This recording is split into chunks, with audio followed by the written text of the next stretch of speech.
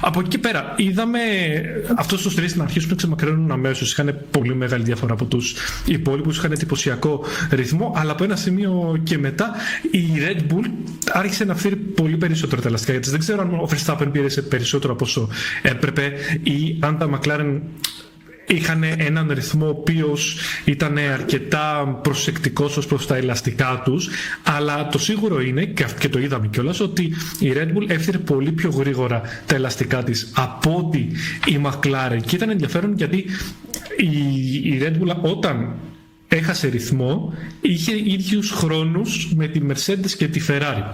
Γι' αυτό αξίζει να σημειωθεί. Βέβαια είναι πολύ παράξενες οι συνθήκες. Τώρα, είδαμε ωραία μάχη ανάμεσα στους τρεις. Ήταν πάντα στο δευτερόλεπτο. Αυτό μου άρεσε πάρα πολύ γιατί σε κρατάει πάντα σε εγρήγορση όταν είναι οι τρεις πρώτοι στο ίδιο δευτερόλεπτο. Έπαιρνε μια Verstappen στο DRS, το έσπαγε ο Norris, ήταν και ο Piastri στο παιχνίδι. Το παραμικρό λάθος θα μπορούσε να κοστίσει και τελικά αυτός που έκανε το λάθος, ο πρώτος που έκανε λάθος Θωμά, ήταν ο Verstappen, ο οποίος μπλόκαρε τον εμπρός αριστερό του τροχό στη στροφή κάτω η ώρα.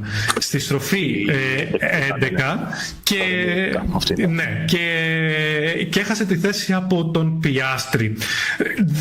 Δεν πιστεύω ότι είναι απαραίτητα ότι έγινε το λάθος, γιατί ήταν λάθος από τον Verstappen απαραίτητα λόγω πίεσης, γιατί υπήρχε η πίεση. Νομίζω ότι ήταν ένας συνδυασμός φθοράς ελαστικών και πίεσης, αλλά κρατάω ότι αυτός που έκανε πρώτος το λάθος στο ήταν ο Verstappen και όχι κάποιος οδηγός της McLaren.